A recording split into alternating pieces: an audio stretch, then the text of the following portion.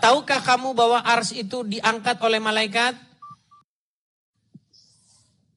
Oke, tuh, Allah coba itu di tenda, dia itu diangkat kayak tenda. No. Coba tunjukin.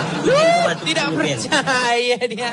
Baik, saya balikkan lagi kamera saya. Kita harus ngajarin orang Islam nih, waduh teman-teman, karena mereka ini nggak tahu apa-apa.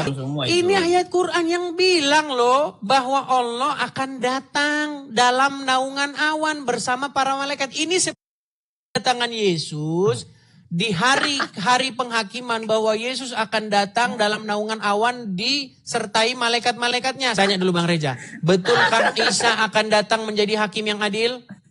Iya memang. Oke, betulkah ayat ini berbicara mengenai Allah yang datang akan menjadi hakim? Wah, dari yang Muhammad diampuni dari dosanya, betul? Iya, diampuni dari dosanya. Oke, dosa apa yang dilakukan? Dosa apa yang dilakukan Muhammad? Gak ada dosa yang dilakukan Nabi Muhammad. Terus kenapa dia diampuni dari dosanya? Kamu saya ampuni dari pencurian yang tidak pernah kamu lakukan, ini gimana? Udah. Yeah. Tidak ada yang mereka tunggu-tunggu pada hari kiamat kecuali kedatangan Allah dalam naungan awan bersama malaikatnya untuk melakukan perhitungan. Jadi Allah akan datang dalam naungan awan. Nih, lihat nih. Persis seperti ini. Pada waktu itu akan tampak tanda anak manusia di langit. Dan semua bangsa di bumi akan meratap. Dan mereka akan melihat anak manusia itu datang di atas awan di langit.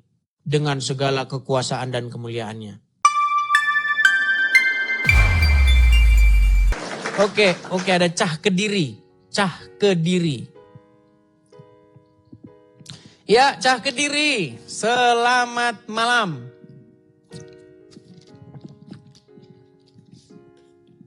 Cah Kediri.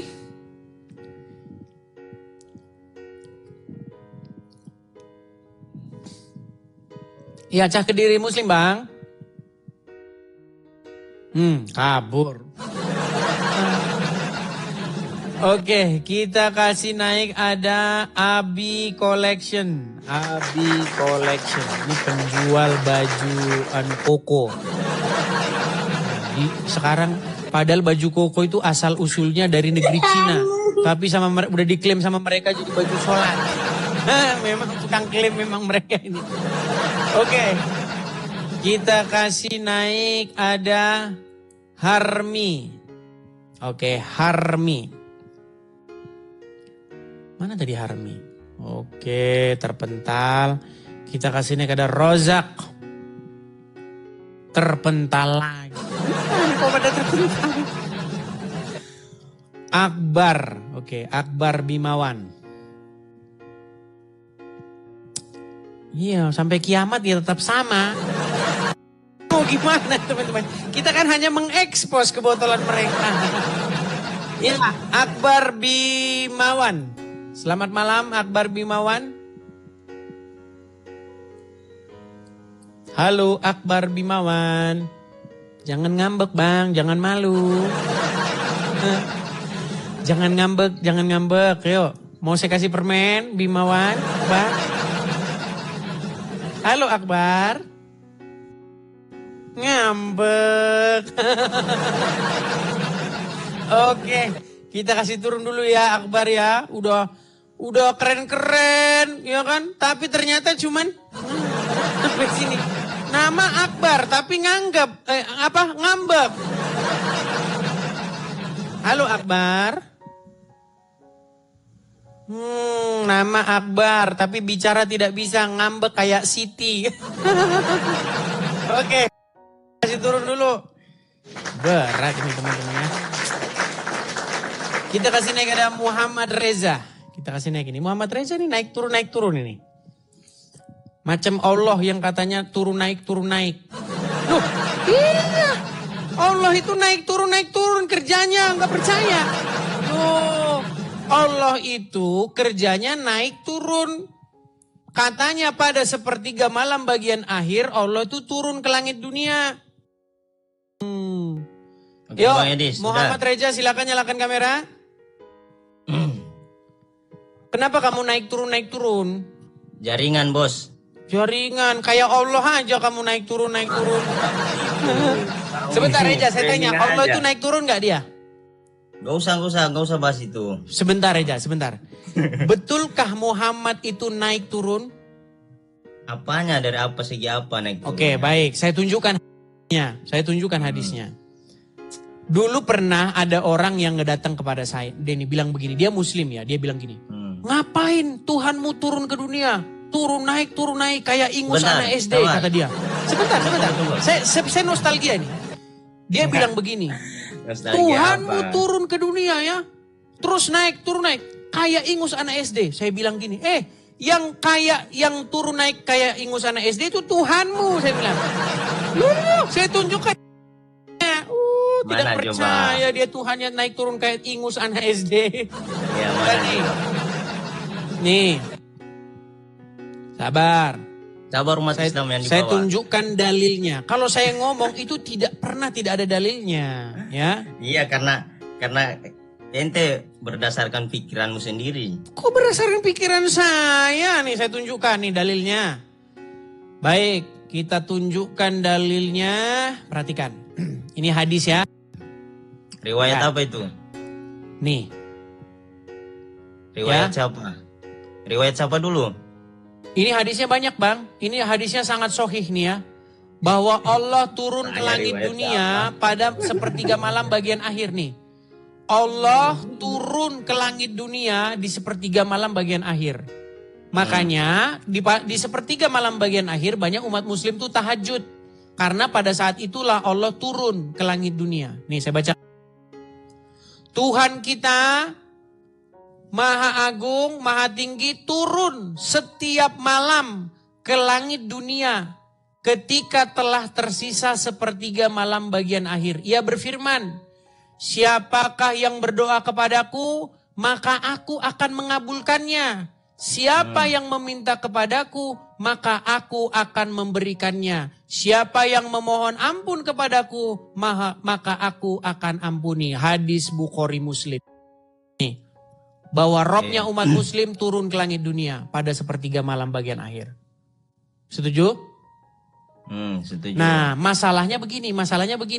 Masalahnya Muhammad terlalu lugu. Dia tidak tahu bahwa dunia ini berputar. Hari ini di Indonesia sepertiga malam bagian akhir, geser sedikit ke timur, terus itu. Sepertiga malam bagian akhir di dunia itu nggak pernah berakhir. Jadi kalau seandainya benar Allah itu turun ke langit dunia sepertiga malam bagian akhir, sebenarnya Allah nggak pulang-pulang lagi ke arasnya. Karena setiap hari Allah terus jam rondanya pindah-pindah. Betul? Sudah. Silakan. Sudah. Oke, saya jelaskan sama kau. Di ayat Al-Quran. Udah mana? Lihat muka kamu. Bentar. Apa? Itu di tas. Saya jelaskan ya. Jadi Allah itu yang pertama tidak bertempat dan tidak sama seperti makhluk. Tidak, akal pikiranmu itu saja itu membuahi akal pikiran. Paham sudah? Dan akal pikiran itu tidak menjangkau identitas Tuhan yang Maha Esa. Bukan kayak Tuhanmu. Sudah. Kemudian dijelaskan dalam Al-Quran. Aqimis sholata liduluki syamsi ila ghasaqil laili wa Qur'an al-fajr. Inna Qur'an al-fajri kana masyhuda. Dirikanlah sholat di sepertiga malam. Kenapa di sepertiga malam? Karena memang di situ malaikat, Allah perintahkan malaikat untuk mencatat seluruh hamba-hamba yang beramal dan beribadah di itu. Ya. Jadi Allah menugaskan itu malaikat. Jadi Allah bukan maksudnya dari hadis itu, jangan kau ambil kesimpulan bahwasanya Allah itu turun kayak seperti kamu bilang manusia naik turun. Enggak. Identitas Tuhan kita tidak bisa mengibaratkan seperti manusia, bos. Sudah? Paham sampai situ? Ya, Sudah? Terus. Ya, sudah. Oke, saya tanggapi satu persatu. Tadi kamu bilang bahwa Allah tidak bertempat.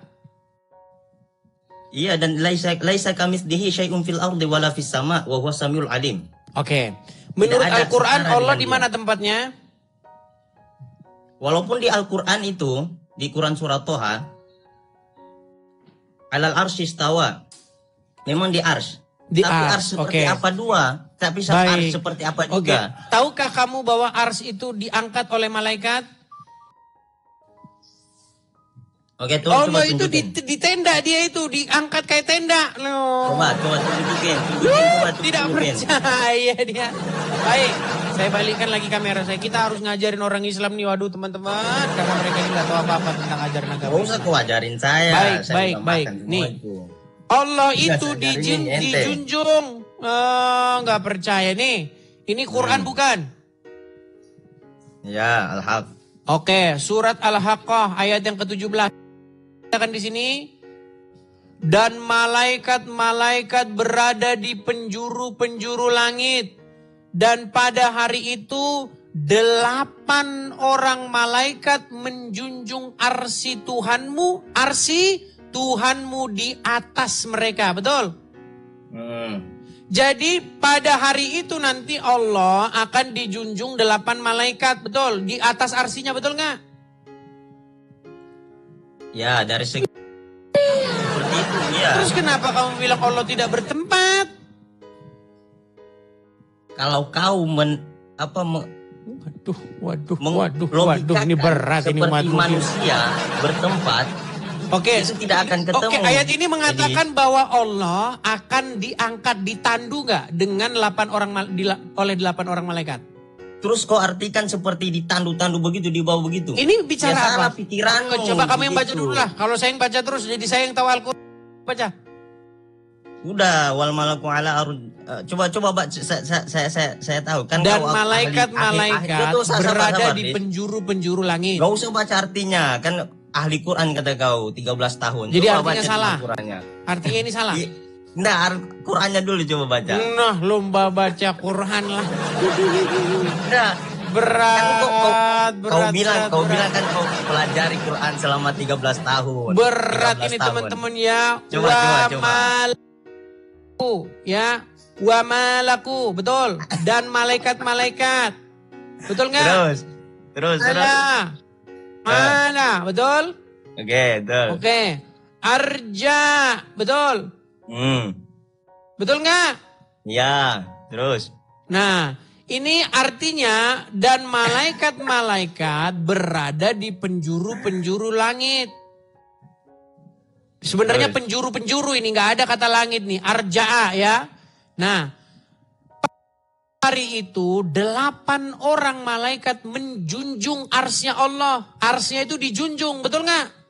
Dan Tuhanmu ada di atasnya. Di atasnya ars itu dijunjung lagi ditandu 8 orang malaikat, betul nggak? Iya, terus kenapa kamu pelintir ayat Quran ini? Bukan saya pelintir. Karena itu ada tafsirannya, ada tafsir bil Oh, ma'thur. harus dipelintir dulu. Aduh. Bang, nanti saya tunjukkan kepadamu bagaimana Allahmu itu akan turun di dalam naungan awan-awan. Itu sebenarnya menjiplak Bible. Nanti saya tunjukkan ya. Nih, saya tunjukkan sebentar. Sabar. Sabar ya. Nih. Sabar ya. Habis ini saya yang tanya ya, Dis ya. Jangan takut saya tanya Nih, nanti. di dalam Quran surat Al-Baqarah ayat yang ke-210. Nih. Al-Baqarah 210 nih saya tampilkan ya. Nih, perhatikan. Ya. Habis ini saya Surat yang nanya ya. Al-Baqarah ayat 120. Terjemahan Kementerian Agama Republik Indonesia tahun 2019. Tidak ada yang mereka tunggu-tunggu pada hari kiamat kecuali kedatangan Allah dalam naungan awan Malaku ala rujali. bersama malaikat untuk melakukan perhitungan. Jadi Allah akan datang dalam naungan awan bersama para malaikat-malaikatnya, betul nggak? Kalau Kau artikan seperti tunggu, sabar. Saya tahu memang pikiranmu itu mau lari kemana. Saya sudah paham semua itu. Ini ayat Quran yang bilang loh bahwa Allah akan datang dalam naungan awan bersama para malaikat. Ini kedatangan Yesus di hari penghakiman, bahwa Yesus akan datang dalam naungan awan disertai malaikat-malaikatnya. Saya tampilkan ayatnya. Bentar, saya tampilkan ayatnya. Waduh, ini memang sulit mereka ini, saudara-saudara ya. Ya, habis itu saya yang nanya ya, Indisya. Habis itu saya yang nanya. Oke, baik. Saya tampilkan ayatnya ya. Baik. Bentar. Bagaimana itu kedatangan Yesus yang kedua kali? Nih, perhatikan. Ya.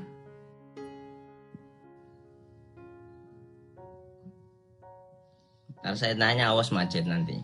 Iya, sabar. Sabar.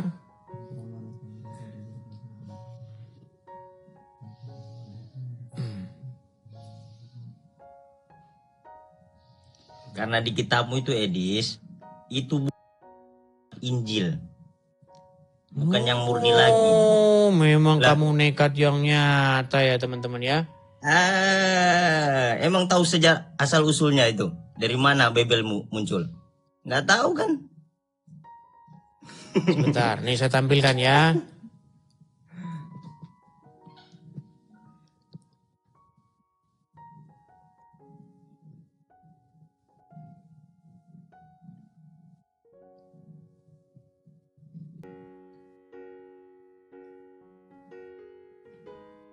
Kita ini belum punya alat yang canggih, teman-teman ya.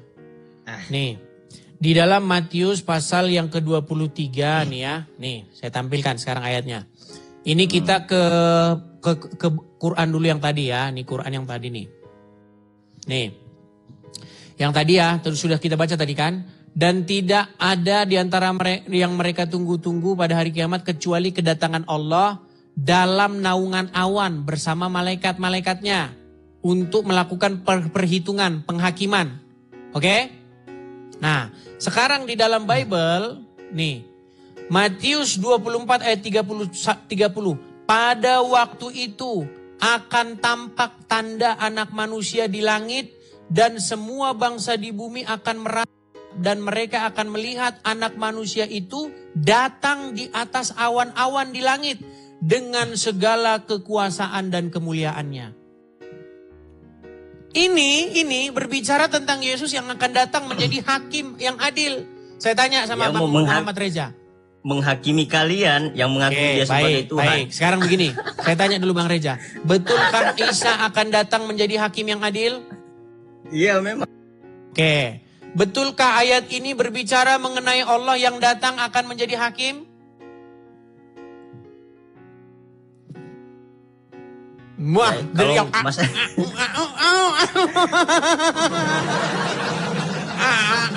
coba. Yang menjadi hakim untuk memastikan Nabi Isa itu datang. Oke, saya tunjukkan hadisnya. Kita tampilkan hadisnya lagi nih ya. Nih, kita tampilkan hadisnya. Kita klik di sini. Bentar, kita klik ya. Hadis Isa, sebentar. Isa hakim yang adil. Oke, hadis tentang Nabi Isa hakim yang adil nih. Perhatikan. Kita tampilkan ayat. Bentar nih ya. Nih.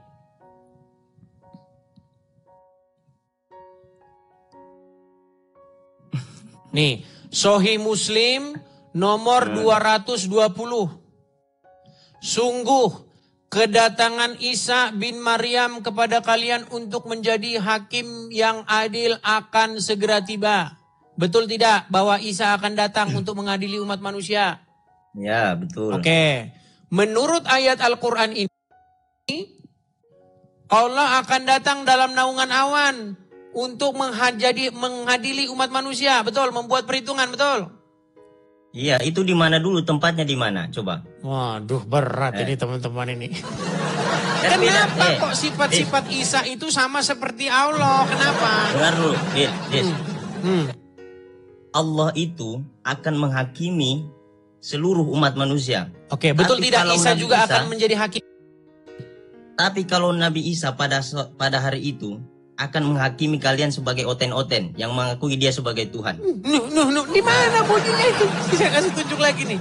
Saya kasih tunjuk lagi nih loh.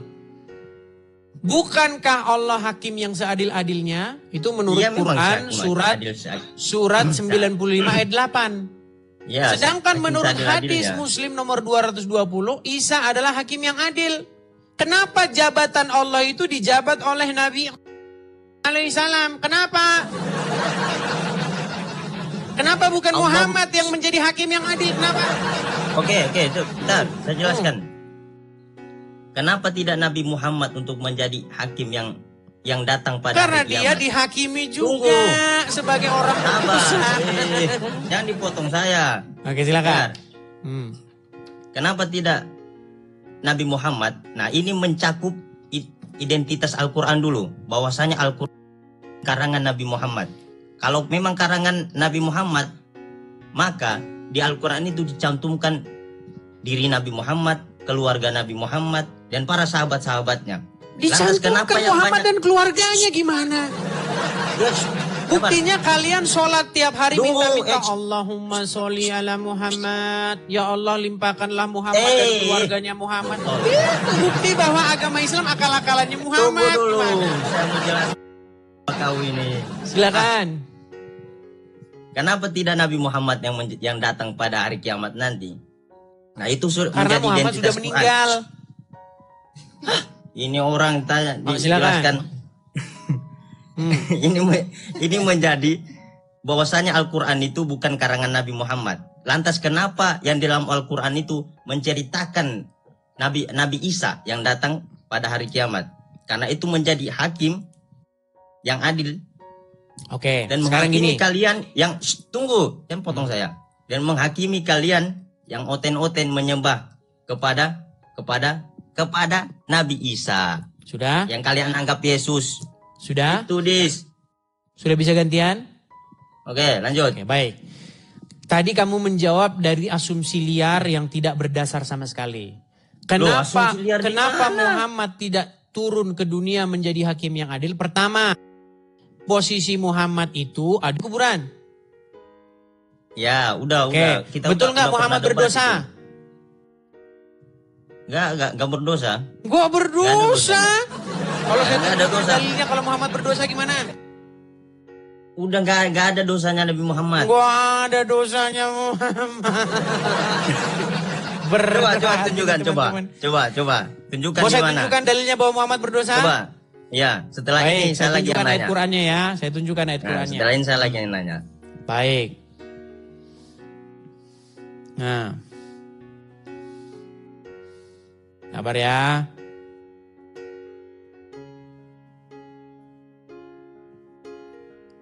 Ngeri ini Sabar. komennya. Ini Orang-orang umat di muslim bawah ini tidak tahu ayat-ayatnya ya. Di dalam Loh, surat siapa yang nggak Al-Fat tahu? ayat yang kedua. Nih saya bacakan. Surat Al-Fat ayat yang kedua. Saya balik lagi kamera ini. Aduh. Kita balik kamera saya ya. Oke. Kelihatan sekarang? Kelihatan? Surat Al-Fat ayat yang kedua, betul? Betul. Dan agar itu maksudnya supaya, bukan agar-agar ya. Agar Allah memberikan ampunan kepadamu Muhammad atas dosamu yang lalu. Berarti di sini Muhammad berdosa enggak? Terus baca terus. Dan yang akan datang serta menyempurnakan nikmatnya atasmu dan menunjukkanmu ke jalan yang lurus. Nah, di sini Allah mengatakan agar dia memberi ampunan kepada Muhammad atas dosanya Muhammad yang lalu dan yang akan datang. Berarti menurut ayat ini Muhammad berbuat dosa enggak? Kalau secara pandangan yang menurut pikiranmu memang berdosa. Bang, Itu Muhammad itu Reza, pandangan- cobalah kita jujurlah dulu kita bang, diskusi biar enak kita bang. Soalnya muslim kayak gini terus loh. Yuk. Berarti menurut ayat ini Muhammad berdosa tidak bang? Kau tahu nggak sejarahnya itu apa? Berdosa Enggak, karena jangan apa? sejarah dulu. Kita Loh. ini. Menurut ayat ini dikatakan Allah akan memberikan ampunan kepada Muhammad atas dosa-dosanya yang lalu dan yang akan datang. Berarti berdasarkan ayat ini Muhammad berbuat dosa enggak? Iya, maksudnya sejarahnya itu sejarah apa dulu? Iya, Kita harus dia mengetahui. berbuat dosa enggak? Itu mencegah perbuatan dosa. Iya, lihat nih ngeri bener kan mereka nggak mau mengaku. Loh, bukan nggak mau Mereka mengaku- ini bukan nggak mempertuhan mau Muhammad mengakui. teman-teman. Karena Dia tidak mau Muhammad berbuat dosa karena Muhammad bagi mereka Tuhannya. Edis, dengar dulu saya penjelasan saya. Edis, dengar Silakan. dulu. Nabi Muhammad itu diciptakan bukan hanya dari tanah, akan tetapi bagian dari cahaya Allah. Oke, jadi dia berdosa nggak? Gak ada dosa karena Oke, Nabi coba Muhammad kami yang itu baca dah. maksum. Gini aja. Maksum. Coba kamu dulu yang baca. Coba kami Terhindar yang baca dari dulu. dosa. Coba kami yang baca dulu, coba. Iya, itu makanya saya tanya sejarahnya itu apa dulu. Ya sudah, coba apa sejarahnya Oh. apa? Lah saya tanya sama kau karena kau bilang Oke, berdosa. kita baca tafsir-tafsirnya ya. Kita baca tafsirnya ya. Nih. Agar Allah memberikan ampunan kepadamu, wahai Nabi Muhammad, atas dosamu. Yakni kekeliruan yang dapat dianggap sebagai dosa sesuai dengan kedudukanmu yang mulia. Baik kekeliruan yang terjadi di masa lalu dan yang akan datang. Berarti di sini Muhammad punya dosa nggak? Makanya saya bilang maksum, terhindar dari dosa. Buset, buset, buset. Berat. Saya nggak mengakui Nabi Muhammad itu berdosa. Kalau memang Karena dia Muhammad tidak terhindar berbuat dari dosa, dosa, Bos. kenapa Allah mengampuni seseorang yang tidak berbuat dosa? Al-Quran diturunkan bukan hanya Gini, kepada gini, Nabi Muhammad. gini, coba Reja. Kepada Adakah manusia. seseorang gini? Adakah Ya, itu. seseorang diampuni? Adakah seseorang diampuni dari mencuri sedangkan dia tidak pernah mencuri? Nggak ada. Iya, berarti seseorang yang diampuni dari mencuri karena dia pernah mencuri, betul? Seseorang yang diampuni dari dosanya berarti dia pernah berbuat dosa, betul? Ya, tapi Nah, itu kan saya berarti bilang Muhammad pernah berbuat sejarahnya dosa, itu betul? apa dulu? Wah, Kita nggak berat. mengetahui sejarahnya itu apa dulu, Edis. Sulit. Makanya saya bilang umat Kristen hanya memframing. Saya sudah Kok tahu sejak. framing? Masa saya dibilang framing? Orang itu adalah ayat kalian sendiri. Kok framing bagaimana? Saya tahu jalan pikiranmu itu supaya memaksa diri saya agar supaya mengakui Nabi Muhammad berdosa. Di sejarah Nabi Muhammad itu nggak ada Rasulullah, karena Rasulullah Allah menjamin maksum. Makanya saya bilang tadi Rasulullah tercipta dari apa? Bukan hanya dari tanah, tetapi dari cahayanya Allah. Oke, apakah nurnya Muhammad Allah. suci? Gak usah bahas itu. Yang Kan, lain. kan, Saya mau kan, nanya kan. lagi. Saya mau nanya sama kau. Benar. Kita gantian. Apakah Muhammad suci? Suci, Apakah Allah suci? maha suci, bukan hanya suci, maha suci. Muhammad maha suci nggak? Suci, tapi ada yang Apa lebih arti suci. suci? Apa arti suci? Ada yang Nabi Muhammad suci, yang mensucikan dia, yakni yang maha suci. Iya, jadi Muhammad suci nggak? Suci, Oke, apa arti suci? suci terhindar dari perbuatan maksiat. Terhindar dari perbuatan maksiat. Muhammad diampuni karena atas dosanya, betul? Itu saya bilang pelajari dulu. Bentar, Sejarahnya Reza. apa dulu, Edis? Sejarahnya Muhammad itu apa dulu? diampuni dari dosanya, betul? Iya, diampuni dari dosanya. Karena Oke, dosa memang apa yang beliau tidak dilakukan? berdosa. Dosa apa yang dilakukan Muhammad? Nggak ada dosa yang dilakukan Nabi Muhammad. Terus kenapa Apa? dia diampuni dari dosanya? Kamu saya ampuni dari pencurian yang tidak pernah kamu lakukan, ini gimana Udah, nih? udah. Oke. Sabar. Memang Kita- bentur-benturin lah kita- kepala saya ini teman-teman. Kita lari ke pembahasan yang lain. Saya mau nanya kau dulu. Ini Kau jelaskan gimana? lagi agamamu. Kurang-kuranginlah membenturkan kepala ke ubin. Karena itu akan berakibat telmi atau telat mikir. Betul? Ya udah, terserah kau mau ngomong apa. Reza, mau nanya kenapa lagi sih sama- kita begini Reza? Gini loh. Loh, Muhammad gini- tidak mungkin menjadi hakim yang adil. Muhammad tidak mungkin mengadili umat manusia karena dia sendiri melakukan kesalahan, melakukan perbuatan dosa. Sementara yang tidak melakukan perbuatan dosa menurut Al-Quran adalah Isa. Di Isa disebutkan sebagai seorang yang suci. Betul? Dan dia akan menjadi hakimin muqsiton, hakim yang adil, betul? Dia menghakimi kalian mengakui Yesus sebagai Tuhan. Menghakimi umat manusia, betul? Loh, bukan umat manusia, umat, Saya umat tunjukkan yang menyembah. dalilnya ini memang mereka ini. Umat yang Di mana di menyembah sini selain Isa akan Allah. menghakimi umat Karesteng, lihat ya. Isa akan menjadi hakim Coba, yang adil. Nih, saya tunjukkan hadisnya ya. Memang kalian ini terus-menerus membantah apa yang tertulis di dalam kitab kalian sendiri. Kenapa kalian jadi seperti ini, saudara-saudara? Quran kalian sendiri, kalian ingkari sendiri. Aduh. Nih, saya tampilkan ya. Ini berat sekali memang ini kalian ini ya. Gak ada yang berat jadi karena pikiranmu Nih, saya tampilkan dulu hadisnya. Karena begitu. Hadis mengenai Isa akan menjadi hakim yang adil.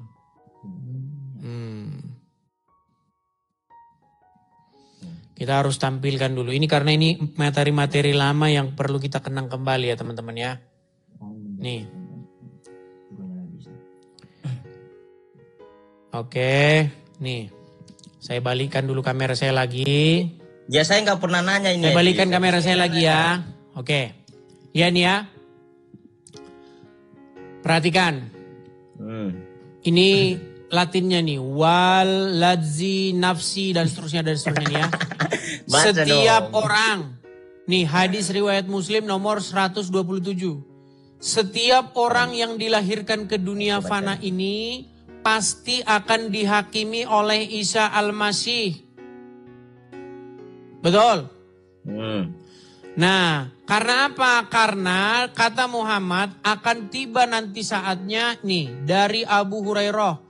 Rasulullah bersabda, demi Allah yang jiwaku dalam tangannya, sesungguhnya telah dekat masanya Isa putra Maryam akan turun di tengah-tengah kamu. Dia akan menjadi hakim yang adil. Betul? Betul. Jadi dia akan menjadi hakim yang adil bagi seluruh umat manusia. Betul Tina?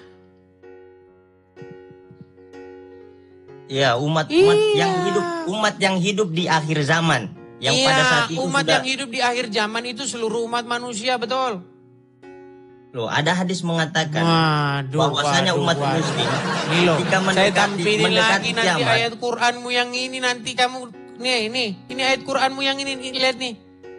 Tidak ada yang mereka tunggu kecuali hari kiamat. Nih, tidak ada yang mereka tunggu pada hari kiamat kecuali kedatangan Allah dalam naungan awan bersama malaikatnya untuk melakukan perhitungan. Jadi Allah akan datang dalam naungan awan. Nih, lihat nih. Persis seperti ini. Pada waktu itu akan tampak tanda anak manusia di langit. Dan semua bangsa di bumi akan meratap. Dan mereka akan melihat anak manusia itu datang di atas awan di langit. Dengan segala kekuasaan dan kemuliaannya. Aduh, memang.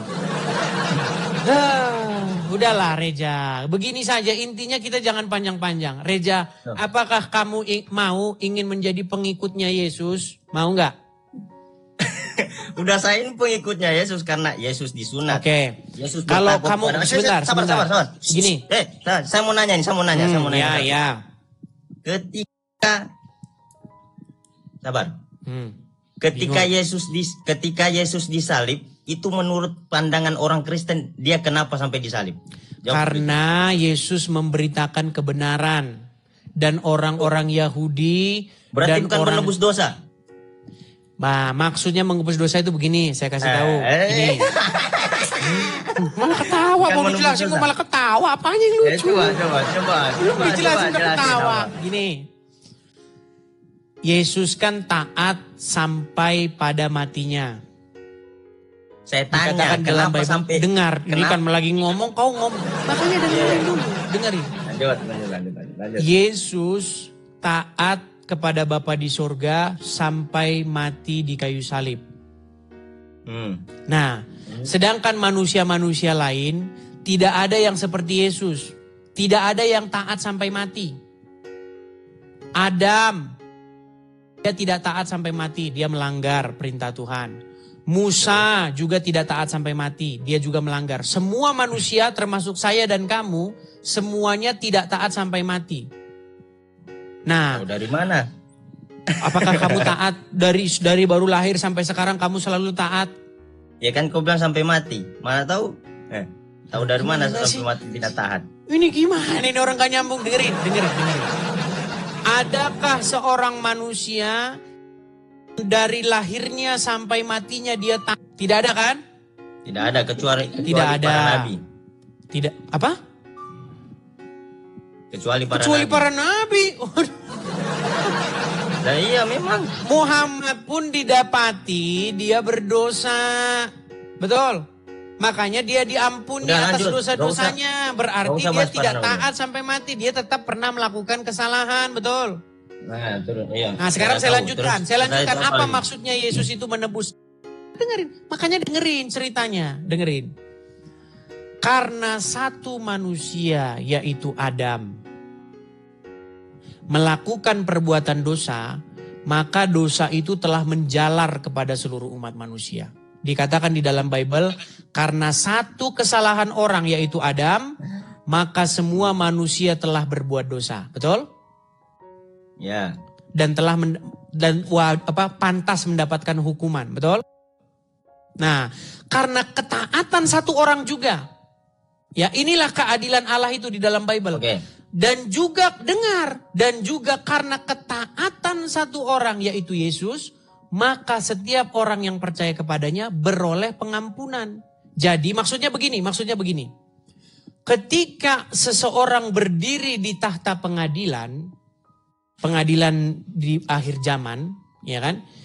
Orang itu akan pandang bersalah. Orang itu tidak punya sebuah kebenaran untuk membenarkan diri di hadapan pengadilan Tuhan. Tetapi oleh karena Yesus menjadi penebusnya, maka yang berdiri, yang dilihat, itu bukan saya lagi, bukan kami orang Kristen. Tetapi Yesus yang dipandang. Makanya kami berdiri di balik Yesus, di belakang Yesus. Makanya Yesus itu menjadi penebus kami. Nah kalian Muslim tidak punya penebus. Penebus kalian orang Yahudi dan Nasrani. Ya itu. Sekarang, andaikan, dengar ya. Kan kalian bilang Yesus menebus dosa di tiang salib. Nah, yang di ketaatannya itu antara yang satu dan diperhitungkan dua, sebagai kebenaran. Tunggu. Di antara 1 dan 2 di tengah-tengah itu kan Yesus. Nah, yang 1 orang dan 2 orang itu menebus dosa siapa? Karena Tidak mereka juga menebus disalib. dosa. Mereka tidak menebus dosa. Mereka itu bersalah atas dosanya. Lah, Mereka Yesus, disalibkan atas dosa yang mereka lakukan. Tetapi Yesus disalibkan bukan karena dosa yang dilakukan dia. kata siapa? Kata siapa? Apakah Yesus disalib karena dia berbuat salah? Lah, sedangkan di sini ya. Sebentar. Sedangkan Menurut Al-Quran, Isa hendak disalibkan itu apakah karena dia berbuat dosa? loh, kenapa kau yakini Isa disalib? Yesus Pelan-pelan apa salib? ya, pelan-pelan. Karena di Saya tidak Yohanes bilang dengar. Saya tidak bilang tadi Isa disalib. Enggak, dengerin kalimat saya. Isa akan disalibkan. Orang-orang kan hendak menyalibkan Isa, betul? Ya. Apakah karena dia hendak disalibkan karena dia berbuat dosa? Nah, yang menganggap dia berdosa itu kan bangsa Romawi. Nah, ditanya apa dijawab apa ini Reza. Pelan-pelan Reza ya, pelan-pelan. Tenang, tarik napas, Terus. hembuskan Lanjut. napas. Nah, kalau sudah tenang, udah konsentrasi, saya tanya sekarang. Orang-orang menurut Al-Quran hendak menyalibkan Isa, betul? Tetapi pertanyaan saya, apakah Isa itu mau disalibkan karena dia berbuat dosa? Tidak. Tidak. Nah begitu juga di dalam Bible. Yesus disalibkan bukan karena dia berbuat dosa, bukan karena dia berbuat kesalahan.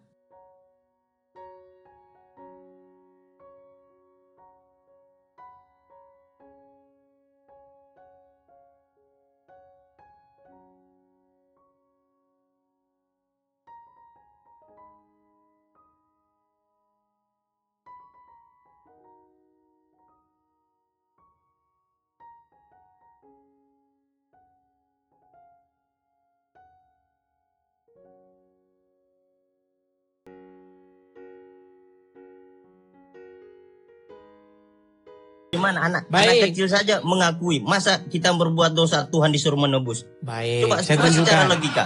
Oke. Coba secara logika. Jadi tidak logis ya kalau kita berbuat dosa, kemudian orang lain yang menebus. Lah iya. Oke, Emang baik. gitu, apalagi Tuhan kalian bilang. Baik. Saya tunjukkan dulu dalilnya ya. Nanti kita ke situ. Saya tunjukkan dulu ayat yang dalam Bible ya. Sebentar. Baik, sabar ya. Terus sabar Bang.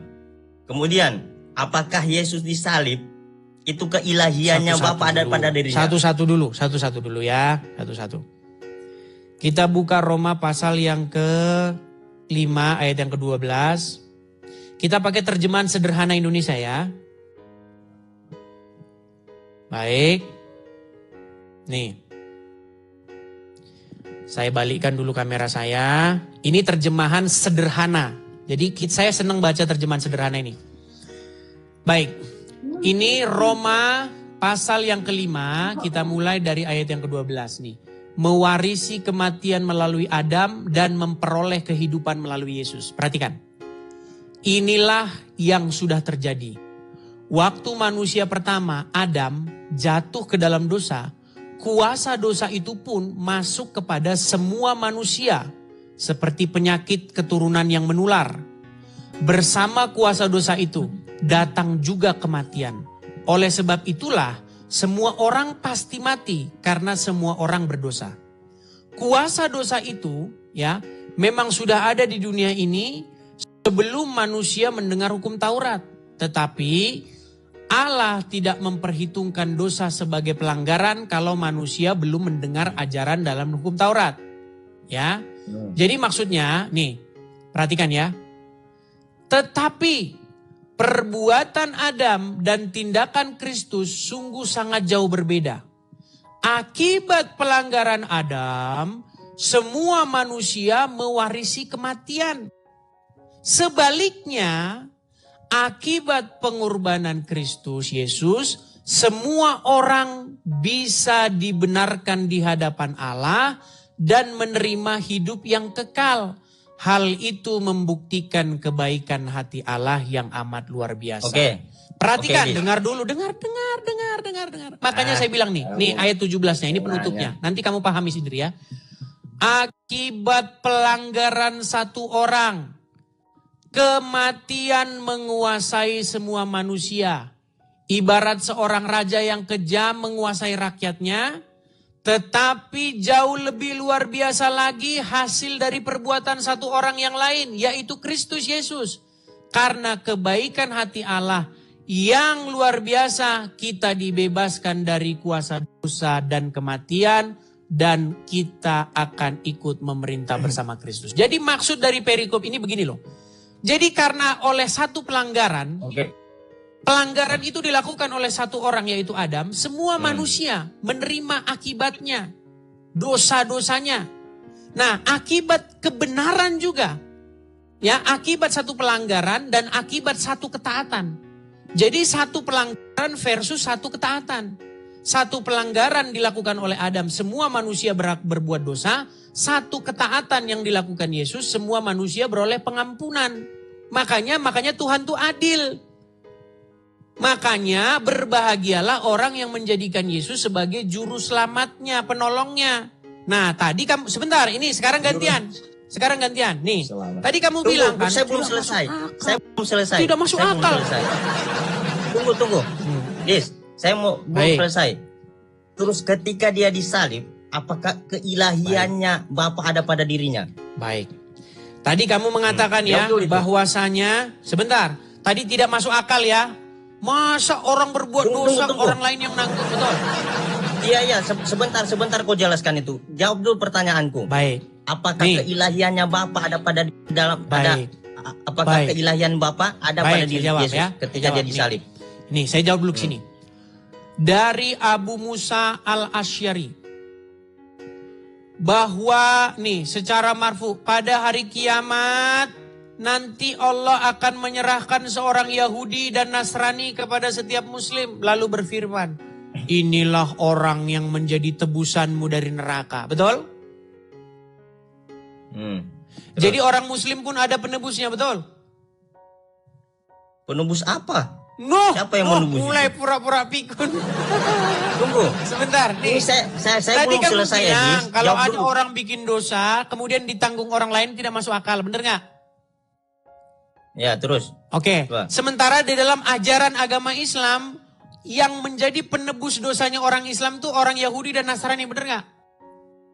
Dari mana anunya, nih, riwayatnya? Pada hari kiamat kelak pada hari kiamat, akan datang suatu golongan kaum muslimin membawa dosa-dosanya seperti gunung dan Allah memberikan pengampunan kepada mereka. Diriwayatkan dikatakan orang Yahudi dan Nasrani akan diberikan, Allah akan menyerahkan seorang Yahudi dan Nasrani kepada setiap muslim lalu berfirman, inilah yang akan menjadi tebusanmu dari api neraka. Benar nggak? Ya, itu dari. Oke. Riwayat apa itu? Riwayat apa itu? Ini banyak ini hadis-hadisnya, ini bukan cuma 1 2. Waduh. Apa? Nih ya. Waduh, repot nih teman-teman. Oke, sudah. Mereka ini ya. Udah, saya belum selesai pertanyaan saya. Jawab dulu ini pertanyaan saya. Apakah keilahiannya Bapak ada ini pada diri? Kok lari kemana-mana? Jangan dulu. Tunggu ini dulu. Kamu sudah mengakui bahwa umat muslim nanti dosanya ditebus. Nih sebentar, kita klik gambar ya. Ya udah. Nih. Nggak usah sampai ke situ. Coba nih. Hadis tentang Yahudi dan Nasrani sebagai penebus dosa seorang muslim. Betul? Nih, perhatikan ya. Pada hari kiamat kelak Allah Ta'ala akan menyerahkan seorang Yahudi ataupun seorang Nasrani kepada setiap muslim. Kemudian Allah Ta'ala akan berfirman, inilah penebusmu dari siksa api neraka. Bener gak? Ya. Tadi kamu bilang kalau ada orang bikin dosa, terus orang lain yang nanggung gak masuk akal. Itu kan pada saat itu, bukan sampai sekarang, Dis. Karena kalian mulai. Coba pikirkan secara logika. Semua ayat yang diturunkan, semua ayat yang angel tenan tuturanmu. Angel tenan tuturanmu. Semua ayat yang diturunkan mengenai kisah-kisah itu menceritakan pada saat kejadian itu. Angel. Berat ini. Angel. Kamu jawab juga pertanyaan saya tadi. Coba. Loh, tadi kamu bilang tidak masuk akal, betul? Sekarang masuk akal. Kalau orang Kristen ngomong tidak masuk akal, kalau orang Muslim ngomong masuk akal. Itu namanya kamu standar ganda, Reza. Sejarah yang diturunkan di Al-Quran itu diceritakan pada zaman-zaman itu berlaku pada zaman dahulu. Lu itu pada hari kiamat nanti dosa-dosanya umat Muslim akan ditimpakan kepada Yahudi dan Nasrani. Lah iya yang orang Yahudi pada saat itu dan orang Muslim pada saat itu, bukan sampai sekarang. Gimana sih? Itu kan berbicara mengenai hari kiamat, bener nggak? Iya, pada hari kiamat yang ditebus itu orang kaum muslimin yang pada saat itu, bukan sampai sekarang. Apa? Sebentar. Siapa yang menjadi hakim? Siapa yang menjadi hakim di hari kiamat nanti? Tunggu, jawab dulu pertanyaanku yang tadi. Saya belum selesai. Mulai lari. Saya belum selesai mendengarkan. Siapa yang akan menjadi hakim? Yang menjadi hakim, kalau yang hari kiamat nggak bisa. Kalau bisa. Apakah Isa akan menjadi hakim yang adil? Ia mengadili kalian itu. Bagaimana keadilannya? Coba saya tanya, keadilannya bagaimana? Keadilannya itu karena dia tidak menerima bahwasanya dia disebut sebagai Tuhan. Keadilan macam apa? Keadilannya Isa. Dengar, ini keadilannya Isa. Kalau ada orang muslim bikin dosa sebesar gunung, misalnya ada apa namanya wanita-wanita nyantri di pondok pesantren, kemudian ustadznya mengerjai santri-santrinya itu kan udah dosa kan? Nah, dosanya itu yang dalam tanda kutip mencabuli santri-santrinya itu ditimpakan kepada Wahyudi dan Nasrani, bener gak? Bener gak? Bener gak? Bukan Jangan sampai sekarang. Pada saat itu, umat muslim pada saat itu, umat muslim yang hidup zaman itu. Iya, dosa-dosa mereka akan ditimpakan kepada Yahudi, benar? Siapa yang terdiam? Umat muslim. Umat muslim yang saat makanya itu. beda kan? Beda. Zaman saat keadilan, itu, bukan sampai sekarang. Keadilan Tuhanmu beda dengan bukan keadilan Tuhan kami. Kalau keadilan Tuhan kami begini, dengar. Ini keadilan Tuhan kami. Dengar, ini keadilan Tuhan kami begini. Ada satu orang. Tuhanmu itu cuma satu. Cuman kamu gak mengakui. Ini gimana sini orang saya lagi ngomong, kamu ngomong terus. Keadilan Tuhan kami begini. Ada satu manusia yang pertama yaitu Adam. Dia melakukan pelanggaran atau ketidaktaatan. Akibat ketidaktaatan satu orang itu yaitu Adam, maka semua manusia telah berbuat dosa. Makanya anak keturunan Adam itu semuanya berbuat dosa. Karena ketidaktaatan yang diwariskan oleh nenek moyangnya yaitu Adam. Nah, bagaimana keadilan Tuhan itu? Ada satu ketaatan pula. Jadi satu ketaatan versus satu ketidaktaatan. Nah, satu ketaatan seorang manusia yaitu Adam yang kedua, namanya Yesus. Nah, karena ketaatan satu orang yaitu Adam yang kedua, maka semua orang beroleh pengampunan juga. Jadi makanya kami tidak diadili lagi, tetapi Yesus berdiri di hadapan kami sebagai pembela dan penebus kami.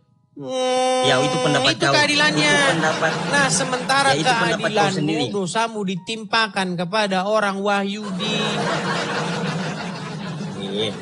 Ya itu pendapat kau sendiri, terserah. Saya bertanya, apakah keilahian Bapa ada pada diri Yesus pada saat dia disalib dan mati? Iya. Kan yang mengakui mati. Oke, sudah. Iya. Coba. Iya. Terus. Kok terus ya udah dijawab iya kok. Oke, iya kan? Nah, terus pada saat dia mati, apakah Bapak juga mati? Enggak. Kan karena Yesus bukan Bapa di surga. Kok nggak mati? Kan dia 100% ada dalam pada diri Yesus. Kok dia nggak mati? Ya, karena Yesus itu bukan Bapa di surga. Bapa di surga itu tidak pernah dilahirkan. Yesus sedang menyerang apa yang tidak saya yakini. Kamu tahu strawman argumen? Itu termasuk logical fallacy. Gini, kita belajar macam-macam logical fallacy ya. Tahu logical fallacy nggak? Makanya pakai otak. Kok bisa? 3 Tuhan. Nekat yang nyat. Dengar. Muhammad Reza, pelan-pelan. Kamu saya ajarin dulu nih. Tahu logical fallacy? Gak usah diajarin. Sebentar, tahu logical fallacy nggak? Ya. Apa itu logical fallacy? Udah jelaskan aja. Oke. Logical fallacy itu adalah logika yang cacat atau kecacatan logika. Ya. Berarti sebentar, dengar dulu biar saya selesaikan. Ya. Salah satu macam logical fallacy atau kecacatan logika itu adalah strawman argumen. Apa itu strawman argumen? Kalau secara etimologi, strawman itu artinya orang-orangan yang terbuat dari jerami. Nah, ketika kamu menyerang orang-orang dari jerami itu, kamu berpikir itu saya. Nih Edis nih, lihat nih, Edis saya tonjok ini. Padahal itu dengar, saya lagi bicara, dengar, biar kamu saya ajarin.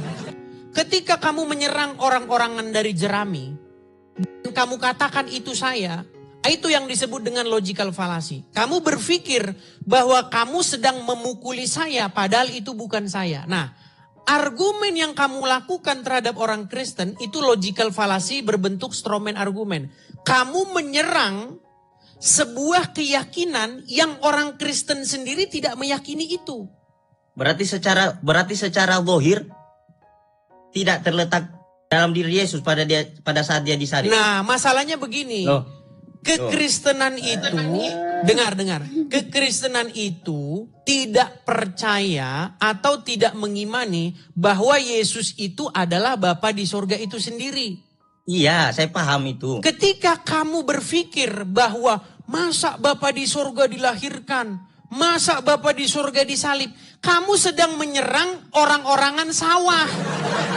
Kamu pikir Ya kan? itu saya, padahal bukan saya. Nah, ketika kamu menyerang kekristenan, mengatakan, lihat, Tuhannya orang Kristen, Bapa di sorga dilahirkan. Kamu sedang menyerang apa yang bukan iman Kristen imani. Makanya itu disebut dengan strawman argumen. Kamu sedang menyerang salah satu pemahaman bidat kekristenan, namanya Oneness Pentakosta. Tahu Oneness Pentakosta? Nggak tahu apa. Oneness itu yang berpahaman bahwa Yesus adalah Bapa di sorga sendiri. Yesus berdoa kepada dirinya sendiri. Ya Bapa, Ya, yaitu saya sendiri. yang saya itu tanya. keyakinan Oneness Pentakosta. Ya, yang saya tanya, keilahiannya Bapa pada saat itu kan ada dalam ini diri Yesus. berat Berarti, ini. Gini, saya jelasin. Tunggu. Gini, saya jelasin Chris, ya, saya jelasin. Sabar. Dengar. Ini saya harus menjelaskan berdasarkan apa yang kamu imani. Gini. Tunggu, belum selesai. Nanti Dengar, aku jelaskan. tenang. Saya jelaskan. Saya sudah paham dengan pertanyaanmu. Saya paham. Saya ambil Al-Quran. Oke? Al-Quran itu adalah firman Allah, betul? Ya. Oke. Ketika Al-Quran saya bakar atau saya rusak, saya sobek-sobek. Pertanyaan saya, apakah firman Allah terbakar? Kalau secara dohirnya terbakar. Ya, apakah firman Allah disobek-sobek? Yang disobek-sobek itu bukunya, betul tidak? Ya. Bukan firman Allahnya. Firman Allah itu tidak bakal bisa disobek-sobek, tidak bakal bisa terbakar. Yang terbakar itu adalah bukunya. Setuju? Ya, setuju kan. Baik. Saya bilang. Nih, dengarkan. Biar saya selesaikan. Jadi Yesus itu bukan Bapa di sorga, tetapi dia itu gambaran atau citra daripada Bapa di sorga. Dia itu merupakan perwujudan Bapa di sorga. Saya kasih contoh sederhananya gini. Saya dengan foto saya. Saya tanya dulu, apakah foto saya itu merupakan diri saya? Dia merupakan dirimu. Ya. Wajah, Ketika wajahnya. foto saya dibakar atau disobek orang, apakah saya terbakar? Tidak, karena itu gambar. Tidak. Nah, begitu juga dengan Yesus. Ya. Ketika Yesus disalibkan, ketika Yesus mati, Bapa di sorga tidak mati, Bapa di sorga tidak disalibkan. Karena kalian bilang keilahiannya. ini saya lagi ngomong, kamu yang ngomong. Kamu mau belajar, giliran saya ajarin kamu yang gimana kamu secara belajar? logika, secara logika tidak masuk akal. Kalian bilang keilahiannya Bapa ada pada diri Keilahian Yesus. itu tidak bisa disalibkan. Keilahian itu tidak bisa dibunuh. Karena keilahian itu sifatnya bukan non-fisik. Bukan fisik. Terus pada saat dia ada di dalam diri Yesus, apakah dia di mana? Bapa di mana? Dia di mana? Ini gimana sih? Salah. Bapa di mana? Ini Pada saat berat, itu? ini orang ini berat. Bapa di mana pada saat itu? Bapak di mana? Bapak yang tetap di dalam tahta kerajaan surganya gimana? Lah kan dia ada di dalam diri Yesus. Iya, ada dalam pengertian itu, bukan ada dalam pengertian seperti yang saya umpamakan terhadap Qur'anmu. Ketika Qur'anmu disobek-sobek dibakar, apakah firman Allah terhilang? Mati aja deh ini. Mana mahamin hal yang begitu saja kamu tidak sampai.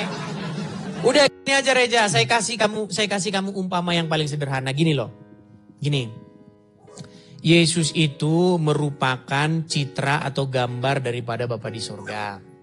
Jadi ketika kamu patuh sama Yesus, sebenarnya sejatinya kamu sedang patuh kepada Bapa di surga. Ya sama berarti sama kami, sama Nabi Muhammad. Iya, masalahnya Muhammad itu mustahil citra daripada Bapa di surga.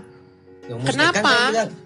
Segini, kenapa Muhammad mustahil merupakan gambar daripada Bapa di surga? Satu, dia bikin dosa. Dia berbuat kesalahan. Serang kau. Terus, apalagi? Terus dia kena sihir. Terus? Terus dia menikahi anak di bawah umur. Tahu dari mana? Tahu dari mana gimana? Dia menyuruh menyusui perempuan yang sudah dewasa, menyusui laki-laki yang sudah dewasa, padahal bukan suaminya. Loh, makanya saya bilang mustahil kamu patuh sama Muhammad. Di detik yang sama kamu patuh kepada Bapa di sorga. Justru ketika kamu patuh kepada Muhammad, kamu menentang Bapa di sorga. Karena kamu telah menjadikan Muhammad sebagai satu otoritas lain. Gimana? Kamu ikut Yesus gak? Dis, ikut Yesus gak? Jangan kau lari kemana-mana dulu. Apakah kamu sudah mengakui bahwa Muhammad mustahil merupakan gambar daripada Bapa di sorga? Tidak mustahil. Oke. Ketika kamu patuh sama Muhammad, kamu sama saja dengan patuh kepada Allah, betul? Iya. Iya. Karena Allah bukan Bapa di sorga. Allah itu Tuhan negeri Arab. Makanya sekarang begini. Saya sama kamu gini. Terakhir. Ini pesan penutup. Ini pesan penutup ya, gini. Tahun 2025. Ganti Tuhanmu, ganti Allah, ganti Muhammad. Di bibelmu aja nyiplak itu. Kata Allah gimana? Nah, emang. Ketika kamu taat sama Allah, taat sama Muhammad, akhirnya kamu jadi orang jahat. Bener gak? Ya, emang saya jahat sekarang? Jahat apanya? Oke, jika kamu taat sama Allah dan Muhammad, kamu wajib melakukan perintah mereka, betul? Ya betul. Apa perintah mereka? Apakah perintah mereka untuk mengasihi sama manusia? Mengasihi? Nggak ada. Kalau ada perintah mengasihi sama manusia, saya lompat dari Monas. Kamu hanya mengasihi orang-orang Muslim saja. Dari mana? Kau nggak baca siro? Kau nggak baca siro Nabawiyah? Saya tunjukkan Qurannya ya. Aduh, memang mereka ini ya. Nih, Al-Fat 29. Saya punya siro Dis, wah, saya punya siro mereka ini nekat yang nyata. Muhammad nih. Saya tunjukkan ya, saya tunjukkan. Saya nggak ada balik satupun. Kamera saya, lihat. Nih, perhatikan. Ini surat Al-Fat ayat 29. Oke? Apa dikatakan di sini? Muhammad itu adalah utusan Allah. Dan orang-orang yang bersama-sama dengan dia, dengan Muhammad, adalah keras terhadap orang kafir, tetapi berkasih sayang sesama mereka. Jadi orang muslim itu hanya berkasih sayang sesama muslim, betul? Itu pada saat peperangan. Waduh, pada saat peperangan. Memang ngeles terus lo, kamu tuh ngeles. Bukan ngeles, itu memang nyata pada saat peperangan. Tidak ada sejarahnya umat muslim itu maju dulu memerangi umat Yahudi ataupun Nasrani, kecuali mereka itu menyatakan perang dulu, menyerang kami sebagai umat muslim. Baik, saya tunjukkan ya. Apalagi kau bilang tentang makanan tadi itu. Nggak ada. Baik ya, saya akan tunjukkan kepadamu bagaimana hadis yang mengatakan bahwa kamu harus memerangi orang Wahyudi, membunuh orang Wahyudi. Nih, perhatikan. Udah saya baca itu. Waduh, kamu nekat yang nyata. Nih, perhatikan. Kamu yang baca nih, coba. Dari Abu Hurairah, terus? Radhiyallahu anhu. Sesungguhnya Rasulullah SAW bersabda yang artinya kiamat akan terjadi sehingga turun pelan-pelan. Kiamat tidak akan terjadi sehingga kaum muslim memerangi Yahudi. Lalu terus baca. Kau aja baca. Baik. Kiamat tidak akan terjadi hingga kaum muslimin memerangi Wahyudi. Lalu kaum muslimin akan membunuh mereka sampai setiap orang Wahyudi bersembunyi di balik batu dan pohon. Tetapi batu dan pohon berkata, "Wahai Uclim, wahai hamba Allah, ada orang Wahyudi di belakangku. Kemarilah dan bunuhlah dia. kecuali pohon korkot karena ia adalah pohon wahyudi. Hadis riwayat Muslim, sohihnya, kitab Fiton, Al-Ad dan seterusnya. Perhatikan. Inilah yang menyebabkan kalian membenci orang wahyudi. Makanya para syuhada, dengar dulu, dengar. Tahu nggak? Para syuhada, orang-orang yang rindu akan hari kiamat, ya, mereka sangat merindukan hari kiamat itu segera terjadi. Makanya mereka melaksanakan hadis ini. Karena apa? Karena kalau tidak dilaksanakan kiamat tidak akan terjadi. Makanya ini menjadi motivasi mereka. Kiamat tidak terjadi hingga kaum muslimin membantoi, memerangi wahyudi. Makanya umat muslim memerangi kaum wahyudi supaya genaplah, supaya terjadilah hari yaumil akhir yang dirindu-rindukan para syuhada. Makanya kalian ini menebarkan ajaran kebencian kepada wahyudi. Bertobat kau Reza, bertobat. Emang sampai Des, emang di Indonesia ini kan mayoritas Islam. Adakah kami memerangi kalian? Loh, ini tidak akan terjadi hari kiamat sehingga kaum muslimin memerangi wahyudi. Sekarang saya tanya, sebagai orang muslim yang sejati, kalian rindu gak akan datangnya hari yaumil memerangi akhir? dari segi apa? Dengar, Memerangi kalian rindu gak akan datangnya yaumil akhir? Ya, rindu bagi orang-orang yang beriman. Apakah kiamat akan terjadi, yaumil akhir itu akan terjadi kalau kalian belum memerangi wahyudi? Memerangi dari apanya dulu? Saya tanya pikiran sendiri. Ini loh, membunuh. Bahkan nih, sampai-sampai orang wahyudi bersembunyi di balik batu dan pohon. Aduh, berat kalian ini. Makanya saya bilang ajaran kalian ini berbahaya. Makanya hadis-hadis kayak yang begini berbahaya. dihapus saja. Ajaranmu yang berbahaya. Saya tanya. Kalau nggak dihapus, kalian terus-menerus membenci kaum wahyudi. Apa salah wahyudi coba? Saya tanya, yang membunuh. Dengar saya. Ada sejarah yang mana umat Islam dibunuh, dibantai oleh kaum Kristen. Itu terjadi di Makassar. Lari kemana-mana. Oke, adakah orang Kristen memerintahkan itu? Lah itu makanya saya heran sama apa kalian. Yang diperintahkan Yesus coba saya tanya? Yang diperintahkan Yesus apa? Disunat, tidak makan babi. Apalagi? Taunya cuman disunat, tidak makan babi, habis itu masuk surga. Emang, saya bacakan dulu ya. Dis, diam dulu. Di dalam Yohanes 14 nomor 31. Apa? Itu Yesus di dunia harus tahu. Kalian harus tahu bahwasanya aku selalu mengasihi Tuhan Bapa dan aku menjalankan segala sesuatu yang diperintahkan Bapa kepadaku. Jadi dia menjalankan sesuatu, ya, diperintahkan Allah kepadanya. Allah, ini itu Nabi Isa. Allah sejak. Yo, oke. Serah kau. Apakah Bapa di surga itu Allah? Udah enggak usah. Bapak kalian lah, bapak kalian. Kalau ditanya enggak usah. Gini loh, dengar. Dia menjalankan perintah. Sebentar. Dia menjalankan perintah. Saya sudah tahu pertanyaanmu. Di dalam mengklaim bahwa ini kan kamu kan korbannya Donditan ini. Dondi kan bilang di dalam kitabnya kalian sendiri disunat, dihitan, tidak makan babi, pakai kudung. Nah kalian ajarannya kalian bagaimana ketika di gereja? Haleluya. Apakah itu ajarannya Sudah? Ajarannya Yesus? Tidak ada. Makanya kalian tidak ada satupun mengikuti ajaran Yesus. Teruskan dulu silakan biar sampai puas. Sudah puas? Kemudian di Yohanes 12 ayat 49. Aku tidak berkata-kata atas diriku sendiri.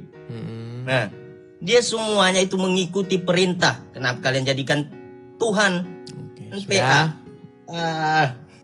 Terus lanjut. Baik. Saya tanggapi satu persatu ya. Ini adalah korbannya sirkusnya Donditan. Karena Donditan tuh ahli sirkus. Oke, sebentar. Bukan sirkus, dia berdasarkan data, Bos. Baik. Ini pertanyaan Donditan. Yesus sunat? Ya. Umat muslim sunat? Kalau begitu siapa yang melakukan perintah itu? Kan gitu. Ini kan premis-premis ala Donditan, oke? Ini. Saya tanya, menurut hukum Taurat, yang Yesus pun melakukan hukum Taurat itu, sunat, umur berapa harikah seseorang itu harus disunatkan? menurut hukum Taurat dan yang dilaksanakan oleh Yesus? Ya ketika dia sudah bisa dihitan, intinya sudah bisa dihitan. Ngarang. Nih, saya tunjukin. Emang Menurut- baru lahir langsung Makanya disunat. tenang dulu Reja. Reja tenang. Belajar, Saya bisa banyak belajar tenang ya. sama Gini. orang kayak kalian. Begini.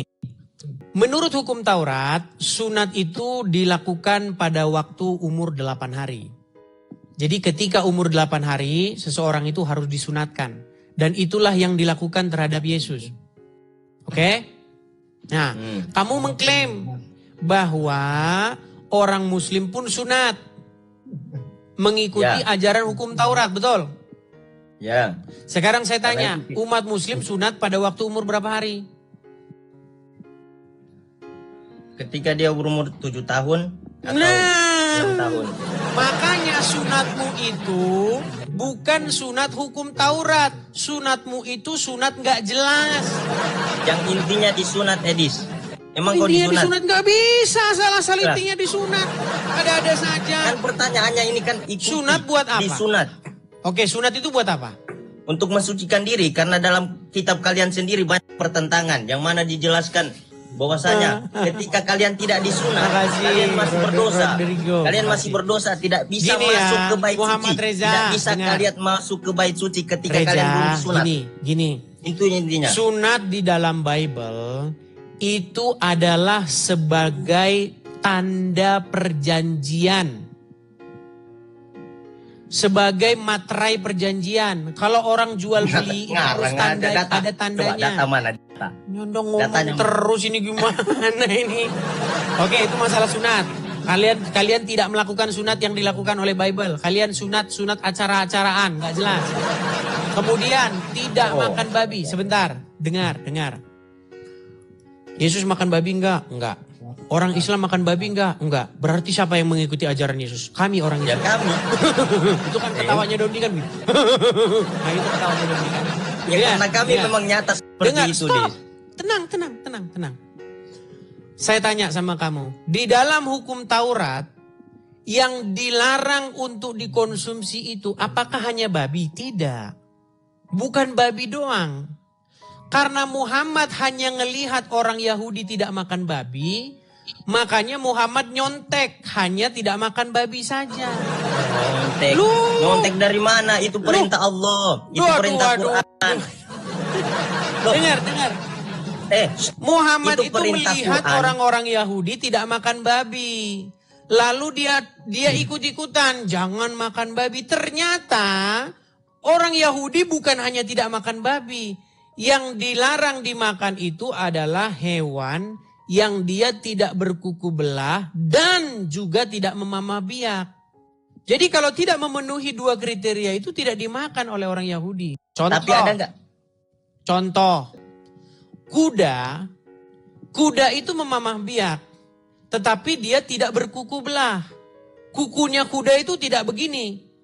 Nah, itu haram menurut hukum Taurat. Sementara umat Muslim makan. Haram dari mana hukum Taurat? Loh, mana nih orang ini, aduh. Makanya Itu kalau gak usah nyontek gak usah jangan lari ke contek kuda. Gak usah luarnya, lari ke contek kuda. isinya. Ini Ya, gak usah seperti lari ke contoh kuda. matematika anak SD. Dia Gak usah lari ke contek kuda. jawabannya tapi nggak tahu jalur ceritanya. Yang nggak usah lari ke kuda, ke babi dulu. Bahwasanya di kitab bukan di kitab ya. Kitab itu karangan kalian sendiri tuh. Di Bible kalian itu menyatakan bahwasanya hukum Taurat itu jikalau orang tidak mengikutinya sampai akhir kiamat maka dia tidak termasuk dari golongan itu. Baik. Apakah Muhammad mengikuti hukum Taurat? Mengikuti? Mengikuti. Apakah Muhammad makan onta? Ya. Di dalam hukum Taurat dilarang nggak makan onta? Al-Quran datang untuk menyempurnakan. Kamu Al-Quran. itu menggunakan standar yang kepala kamu akan dipukul sendiri dengan standar yang kamu gunakan. Al-Quran datang untuk menyempurnakan hukum Taurat, hukum Injil. Menyempurnakan. Hukum Zabur. Menyempurnakan apa Menyempurnakan. menyempurnakan? Bukan menyempurnakan, mensempurnakan.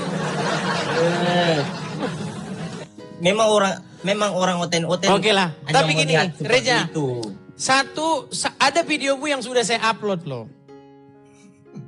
Iya, Gini, saya tahu itu. Kau gini. potong-potong video saya. Potong-potong. Baik, klarifikasi ya. Klarifikasi. Potong-potong gimana? Gini. Apakah Muhammad itu adalah robnya umat muslim? Gak usah kelar. Nggak usah. Kau bahas rob-rob. Nggak usah. Udah beli Kan saya tombol. nggak mampu. Sebentar, udah beli saklar di toko listrik?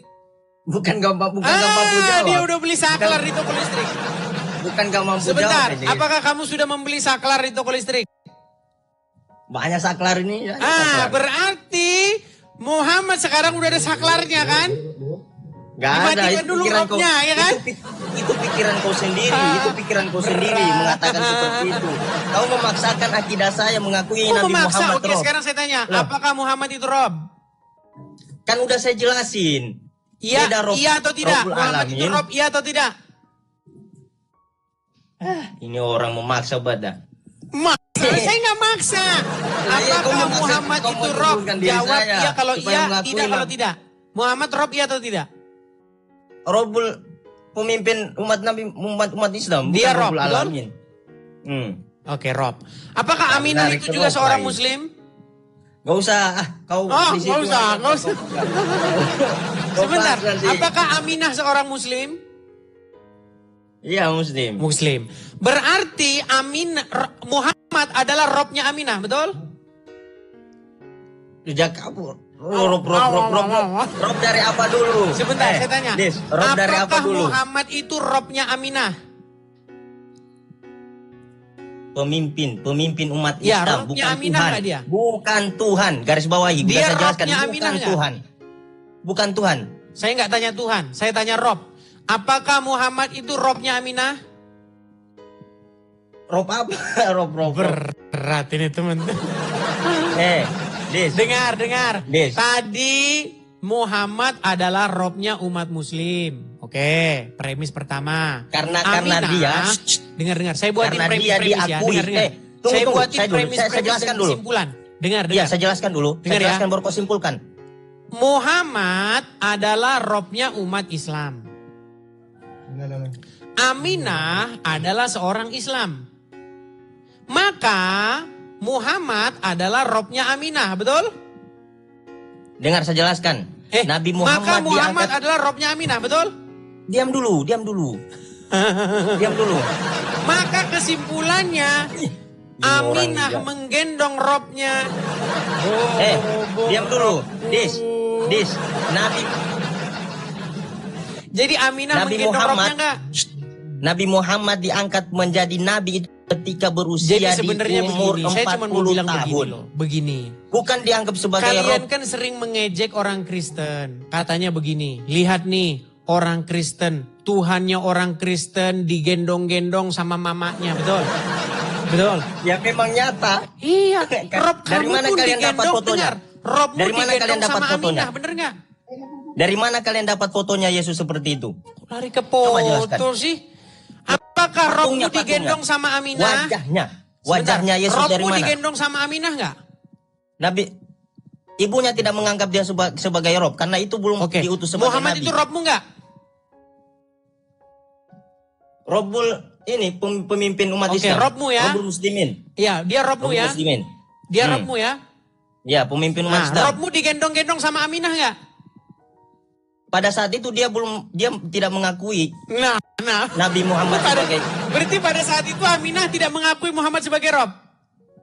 Iya, karena dia Kafir dong dia. karena bukan bingung.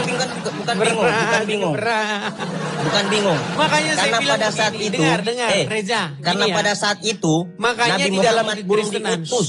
saya jelasin dulu. Biar kamu tidak memandang kekristenan itu sesuai pandangan yang keliru. Gini loh. Ya memang keliru. Jadi sekalipun Yesus itu adalah Tuhan, bukan arti dia itu Bapa di sorga. Jadi Bapa di sorga itu Tuhan yang kata Tuhan yang merujuk kepada Bapa di sorga itu tidak pernah digendong-gendong. Sejak Saya tanya. kapan Tuhan yang dirujuk kepada Bapa di sorga digendong-gendong? Rob, tanya. kata Rob yang ditujukan kepada Bapa di sorga itu tidak dilahirkan dan juga tidak digendong. Saya tanya kalian, Apa namanya? Menyerang kekristenan, tetapi bukan kekristenan itu yang diserang. Tetapi paham kalian yang sesat yang akan kekristenan itu yang kalian serang. saya tanya, patungnya Yesus itu, Ada mukanya, sebuah wajahnya itu paham kalian di dalam dapat dari mana? kekristenan, Coba namanya paham jelaskan. modalisme. Yang Mau kalian ngajar kayak tuhankan gini itu. kamu. Udah gini aja. Kamu belajar lagi kekristenan. Setelah kamu dalam Belajar belajar lagi kekristenan, baru datang kemari ya. Kalian itu, agama kalian itu tidak masuk di akal secara logika. Semuanya bertentangan. Yohanes dengan Lukas bertentangan. Apa lagi? Oke lah. Kalau cuma curhat-curhat begitu ya nggak apa-apa. Namanya juga curhat ya nggak apa-apa lah. Oke. Cuman pesan saya Reja, saya berharap kamu memperdalam agama Islam. Nanti kalau kamu sudah memperdalam agama Islam, saya pastikan kamu tidak akan lagi percaya agama itu. Oke? Semakin saya mendalami, semakin saya percaya. Loh, Apalagi? buktinya dari tadi kamu ditanya, katanya Muhammad itu Rob, kamu bilang kadang-kadang bukan, kadang-kadang iya. Bukan kadang-kadang. Dengar dulu penjelasan Dia Rob saya. terus. Pada saat itu. Muhammad itu kau Rob terus nggak? Tunggu, kan kau memaksa diri saya bahwasanya Siti Aminah mengakui dirinya Nabi Muhammad sebagai Rob. Lantas dan pada saat itu Nabi Muhammad belum diutus belum diangkat sebagai rasul. Belum diangkat sebagai nabi. Jadi Muhammad pernah tidak jadi Rob? Di usia 40 tahun dia diangkat menjadi nabi dan menjadi Oke. pemimpin umat. Berarti pada umur berapa dia jadi Rob? Gak usah aku tanya. Nggak usah. Udah, kau tidur dulu di bawah. Reja ini. Udah tidur di bawah dulu. Gak bisa. Pertanyaan saya dulu. Udah, kau tidur di bawah dulu. Inilah kadang-kadang Rob, kadang-kadang bukan.